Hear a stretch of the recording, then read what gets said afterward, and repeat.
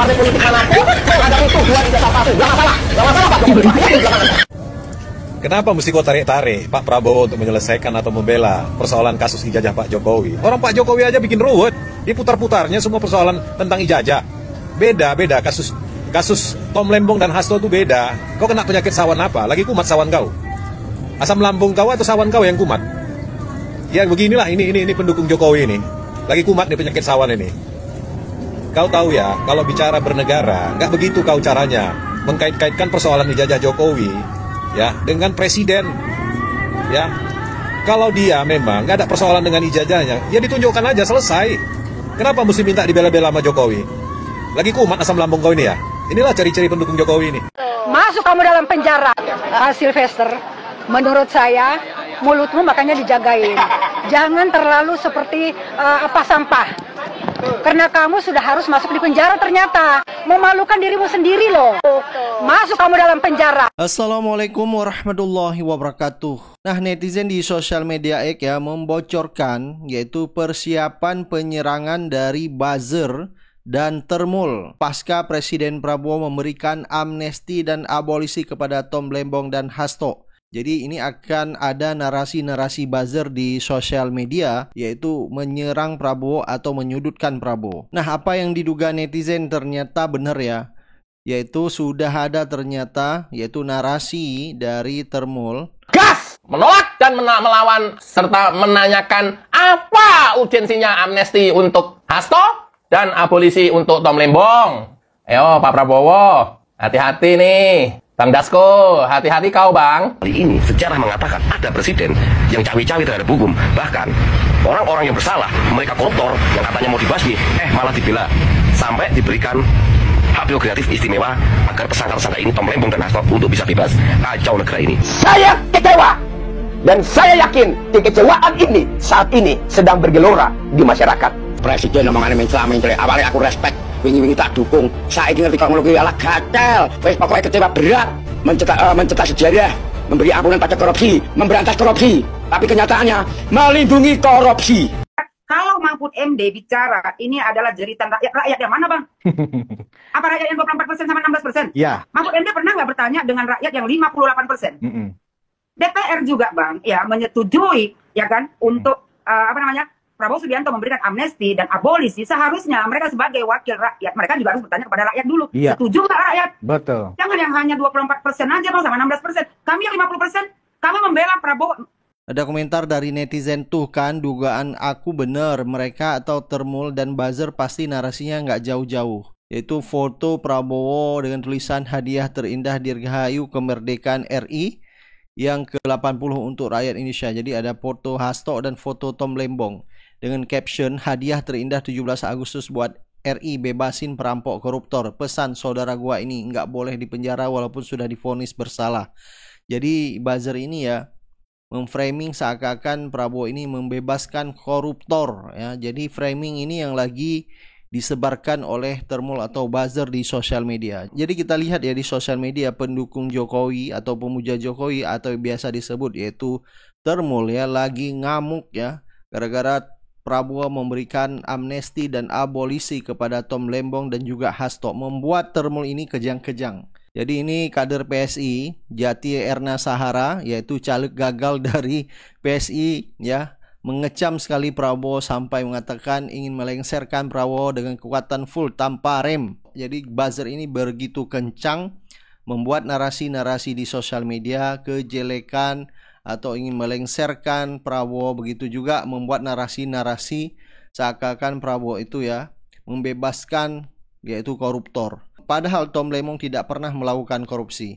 Justru yang menyeretkan Tom Lembong ke pengadilan adalah Jokowi. Ada komentar dari Andrian Ahmad. Para Jokower komisaris dan direksi BUMN juga sedang kelabakan karena tidak bisa menikmati tantim yang miliaran untuk memelihara jaringan mereka untuk anak maju di Pilpres 2029. Jadi Prabowo melalui Danantara memotong insentif direksi dan hapus ya tunjangan komisaris ya seperti Kodari yaitu kemarin Denny JA itu tidak bisa lagi menikmati yaitu tunjangan dan bonus insentif ya karena itu sudah dipotong. Jadi membuat para termul ini ngamuk sekali kepada Prabowo. Ada komentar dari Rooftop, baru di zaman Mukidi saat menjabat merusak konstitusi dan seluruh peraturan yang ada seenak udelnya. Ketika lengser masih aja bikin rusuh. Ini orang kapan tobatnya sih? Padahal ajal akan menjemput kapan saja. Andai dia nggak ada umur tapi baru aja berencana niat jahat, maka dikerak neraka nantinya. Jadi para Termul dan para buzzer Mulyono ini ya, mereka tidak pernah menganggap bahwa Jokowi ini adalah perusak bangsa. Dia yang merusak konstitusi ya. Di saat Jokowi menjadi presiden di periode kedua, banyak sekali membuat kebijakan-kebijakan yang merugikan rakyat. Omnibus Law, melemahkan KPK ya, yaitu memindahkan ibu kota negara ke IKN. Sekarang pembangunan IKN 10 kali membengkak dananya ya. Jadi bisa-bisa pembangunan IKN itu akan di stop juga sama Prabowo. Nah, ini ada kabar terbaru yaitu pentolan Termul alias Sylvester Matutina bakal dieksekusi oleh kejaksaan terkait kasus fitnah JK ya atau Yusuf Kala. Jadi Sylvester ini ya terkait dulu pidana yaitu yang dijatuhkan terhadap kasus fitnah terhadap Wapres ke-10 atau Yusuf Kala pada tahun 2019 ya. Jadi dia dulu pernah melakukan penghinaan terhadap Pak JK dan pada akhirnya dijatuhkan 1,6 tahun penjara tetapi belum dieksekusi. Nah, ini kejaksaan ya bakal mengeksekusi Sylvester. Jadi pelan-pelan nih Termul juga bakal dipenjara ya oleh kejaksaan. Jadi kita berharap benar-benar kejaksaan ini ya benar-benar menegakkan keadilan ya. Nah, setelah Prabowo kemarin memberi abolisi dan amnesti kepada Tom Lembong dan Hasto, sehingga sekarang memperlihatkan bahwa Prabowo dan Jokowi ya sudah pecah. Artinya kriminalisasi Tom Lembong ya yang dilakukan oleh Jokowi, Prabowo itu tidak merestui ya. Jadi Prabowo berbeda jalannya. Pada akhirnya pun ya membebaskan Tom Lembong. Artinya ini kejaksaan sudah melihat Prabowo dan Jokowi sudah pecah. Jadi tidak mungkin lagi bersatu. Sehingga kejaksaan pun akan memutuskan bakal mengeksekusi yaitu Termul Sylvester Matutina terkait kasus fitnah Yusuf Kala. Baik ya, coba kita dengar beberapa komentar netizen ya. Dulu korban-korban bergelimpangan orang yang tidak berdaya tapi dibunuh. Ini cuma dikenai hukuman 4,5 tahun. Sudah kejang-kejang, Bapak. Artinya apa? Ada sesuatu ini. Dia ini khawatir. Kasus Formula E pun bisa naik ke persidangan dan dia khawatir dirinya di penjara. Saya justru ingin meneriakkan adil Anies Baswedan. DJ, narasi lu tuh sampah, basi, bau, udah kadaluarsa, buang di got sampah. Orang kayak lu tuh ya, kayak termul modelan lu tuh harusnya dipendem di gorong-gorong Bundaran HI. Tempat dulu awal netes tuh gorong-gorong itu apa? Kecebong. Iya, begini di sono dulu netesnya di Bundaran HI tuh. Netes model begini netesnya. Jadi yang disebarin tuh fitnah, hoak, ujaran kebencian, HTI, EPI, Yaman, Kadrun segala macam tuh. Itulah yang mereka konsumsi, memecah belah bangsa, memecah belah umat, ya kan seperti itu. Supaya apa? Supaya rakyat ini nggak bersatu, ya kan, supaya junjungannya aman. Ya. Lu daripada sibuk fitnah Anies Rashid Baswedan, ya, mendingan lu cebokin majikan lu, ya kan? Majikan lu tuh banyak ya kan, iya rekam jejaknya banyak buruknya gitu. Iya, apalagi sekarang lagi sibuk tuh masalah ijazah, iya belum kelar. Iya, kalau Anies Rashid Baswedan itu orang bersih. KPK udah mundar-mandir tuh, ya kan?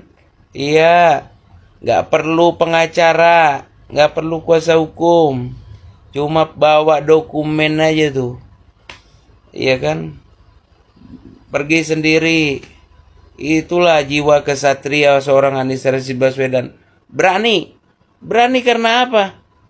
Berani karena benar, berani karena jujur, berani karena bersih, ya kan? Nih. Lu kalau memang masih bilang Anies Rashid Baswedan korupsi Formula E ya, lu buktiin, lu cari buktinya, lu laporin KPK. Kalau ternyata terbukti dan kalau misalkan bisa diganti nih gua masukin penjara ya, masukin gua penjara buat gantiin Anies Rashid Baswedan. Aku bahagia kali hari ini, aku mensyukuri dan antara menghapus semua fasilitas komisaris utama, komisaris kepada semua ada yang di BUMN. Denny J.A., Kodari, Ade Armando, Sylvester Matunina yang selama ini menjadi buzzernya Jokowi sakit kepala. Tidak seperti yang diharapkan dan dihayalkan. Prabowo melalui Danantara menghapus semua fasilitas kepada komisaris utama, komisaris yang ada semua BUMN. Keuntungan BUMN lebih diutamakan, uang BUMN untuk kepentingan rakyat. Saya mensyukuri, ya Allah, semoga Prabowo terus melakukan terobosan-terobosan, lebih mementingkan keuangan negara, baik yang dari BUMN, baik yang dari pajak, hanya kepentingan rakyat yang diutamakan, bukan memperkaya para komisaris utama, para komisaris yang hanya memikirkan dirinya. Semoga Pak Prabowo sehat selalu, kami mendoakan rakyat, mendukung terus kepada Anda, karena Anda rasa kepedulian terhadap negara lebih diutamakan. Assalamualaikum. Sekarang Pak Prabowo memberikan ampunan, amnesti dan abolisi kepada Hasto dan Tom Lembong. Begitu cepat. Sementara Pak Jokowi harus berdarah-darah sendiri. Loyalis idola gue, pendukung Jokowi, pada marah semua termul ke Pak Prabowo. Gara-gara Pak Prabowo ngasih amnesti sama abolisi ke Pak Tom Lembong. Gile. Semua aja pada bereaksi, sampai ada yang mau makzulin tuh. Tuh kader PSI tuh, caleg PSI 2019. Erna Jati Sarah, gila, termul akut, stadium 4. Gila, dia mau kudeta Pak Prabowo tuh, katanya tuh. Dulu juga, dia bilang katanya Pak Prabowo gak punya burung. Tuh, lihat tuh, sampai masuk koran. Gile, awas nih, hati-hati Pak Prabowo nih. Ini udah ada kode-kodenya nih. Cuma gue bingung sama pendukung-pendukung idola gue, para termol. Giliran Pak Prabowo ngasih amnesti sama abolisi, dia marah-marah. Ini kan kasusnya kriminalisasi nih, bener kagak? Cuman giliran idola gue dulu, Jokowi ngasih gerasi ke predator. Nah, mereka pada diem 1000 bahasa. Bener kagak? Predator dilindungin, didiem. Bener kagak? Bah, gue curiga nih. Jangan-jangan anggota-anggota gue dulu pelaku aja.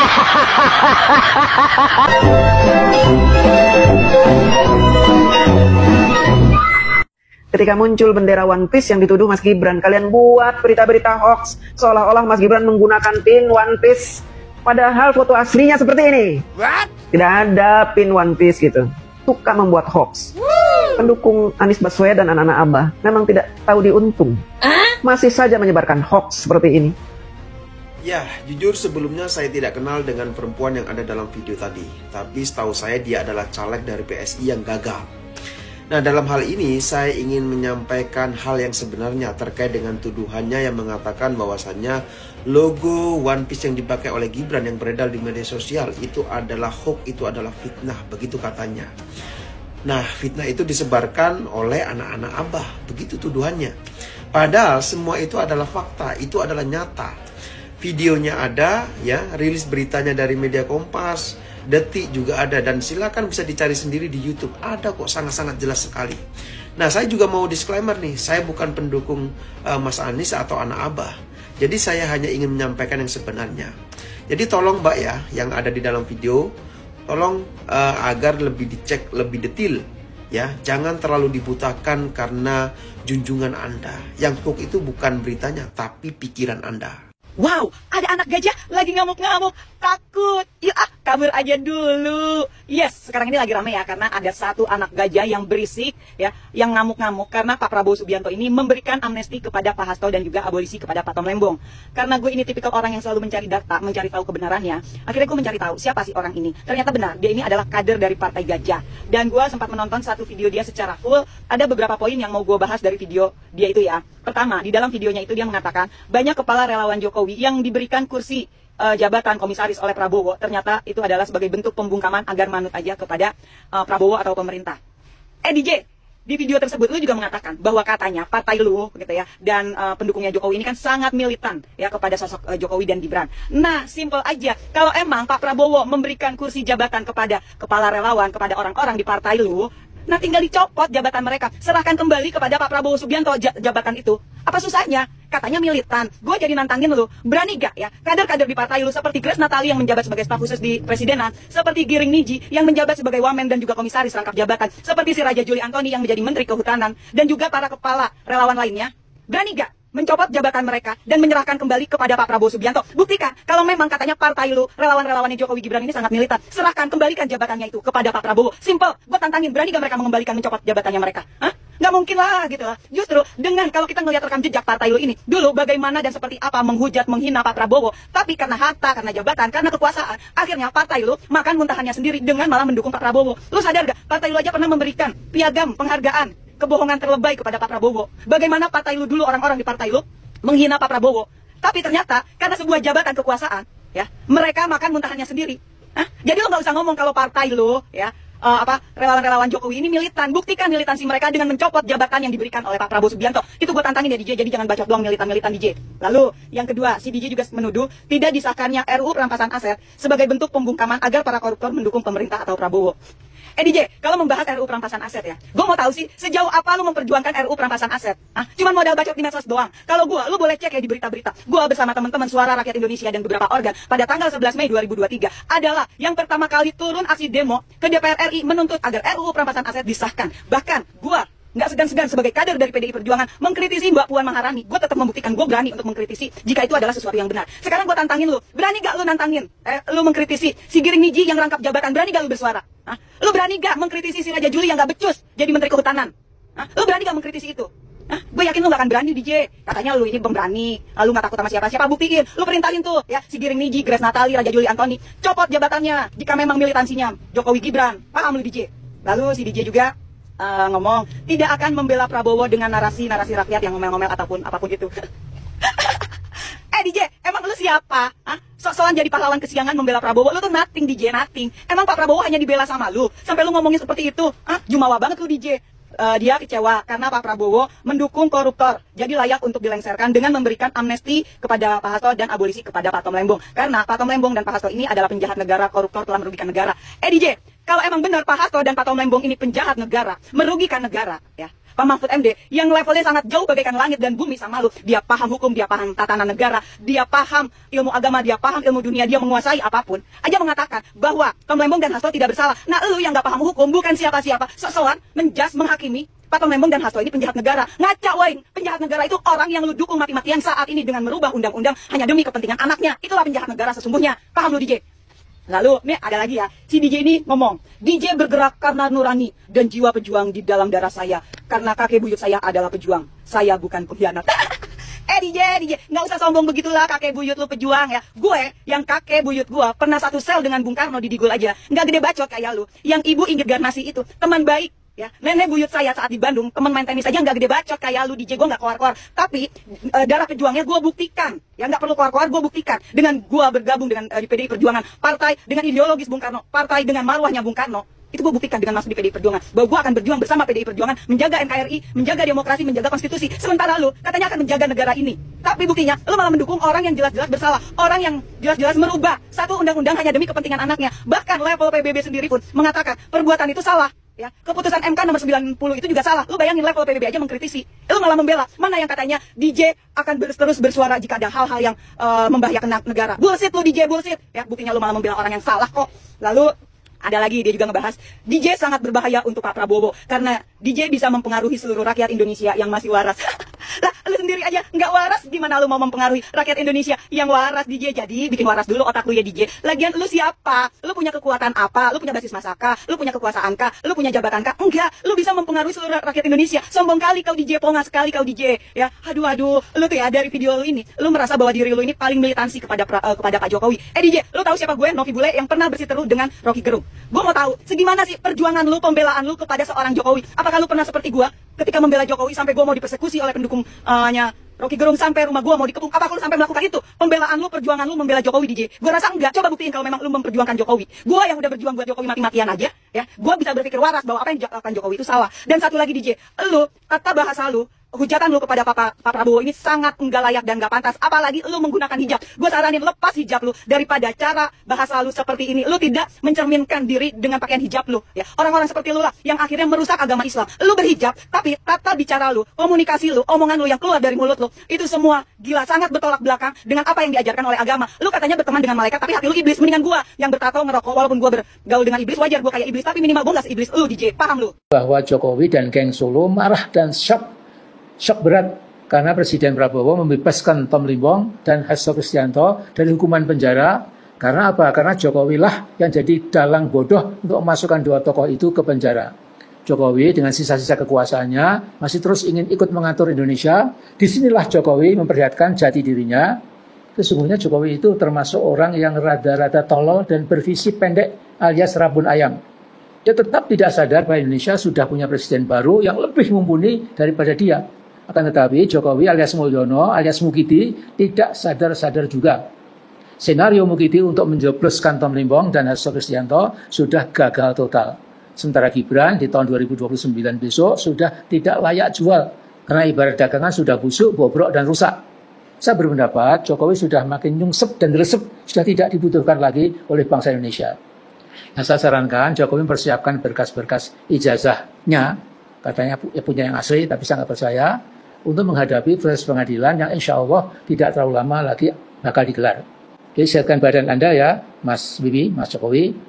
Proses pengadilan ijazah palsu Jokowi bisa menyita waktu lama karena kubu Jokowi akan mendatangkan saksi-saksi yang diharapkan bisa menyulap ijazah palsu jadi asli dengan proses BIM salah BIM.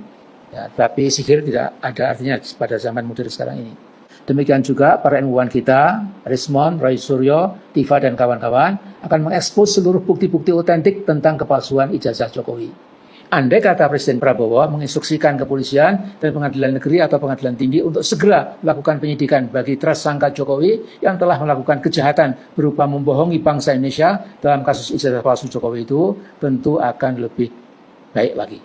Karena itu saya ingatkan untuk kita semua bahwa kekuasaan yang diterima oleh anak cucu Adam di dunia ini itu secuil kekuasaan yang sesungguhnya tidak ada artinya. Dalam ini ada ayat Al-Quran dalam surah Ali Imran ayat 26. Saya bacakan. A'udzubillahi minasyaitonirrajim. Qulillahumma malikal mulki tu'til mulka man tasya' wa tanzi'ul mulka mimman tasya' wa tu'izzu man tasya' wa tudhillu man tasya' biyadikal khair innaka 'ala kulli syai'in qadir. Artinya, katakanlah Muhammad, ya Allah yang menggenggam seluruh kekuasaan, Engkau anugerahkan secuil kekuasaan pada orang yang Engkau kehendaki, dan Engkau cabut kembali kekuasaan itu dari siapapun yang Engkau kehendaki. Engkau muliakan siapapun yang Engkau kehendaki, tapi juga Engkau nistakan, Engkau hinakan siapapun yang Engkau kehendaki. Di tanganmu lah segala kebajikan. Sesungguhnya ya Allah, Engkau adalah Maha Penguasa atas segala sesuatu. Jadi saudara-saudara, Mulyono atau Jokowi memang sudah terkena hukum Al-Quran ini. Jadi dia dari presiden yang katakanlah berkibar-kibar, ya, menipu rakyatnya selama 10 tahun, dan oleh Allah di-drop, jadi tidak ada kekuasaan, kemudian menjadi orang yang terhina, dan Allah itu memang memuliakan siapa yang dikehendaki, tapi juga menistakan siapa yang dikehendaki. Di tangan Allah segala kebajikan, dan Allah berkuasa atas segala sesuatu. Jadi ini Mr. Jokowi, Anda sudah tidak bisa lagi bangkit. Jadi tidak ada presiden Indonesia yang setelah turun dari panggung itu dihajar habis-habisan di YouTube paling tidak, mungkin juga di media yang lain ya. Tapi tiap malam, tiap pagi, tiap sore, tiap siang ya dihajar dengan kalimat-kalimat yang sudah betul-betul menista Anda ya, Mas Jokowi. Jadi sudahlah Anda terima nasib. Ini kalimat saya terakhir. Anda tidak mungkin bisa mengelak dari beban dosa Anda yang bertumpuk-tumpuk itu, dan terimalah takdir Allah. Kemudian nanti kamu ya Jokowi akan dikenang oleh bangsa Indonesia sebagai presiden ke-7 yang terburuk, dan besok akan diekspos ya, dalam buku sejarah Indonesia modern betapa jahatnya, betapa imoralnya, betapa rusaknya ya, Anda punya kepemimpinan. Saya kira itu dulu. Assalamualaikum warahmatullahi wabarakatuh.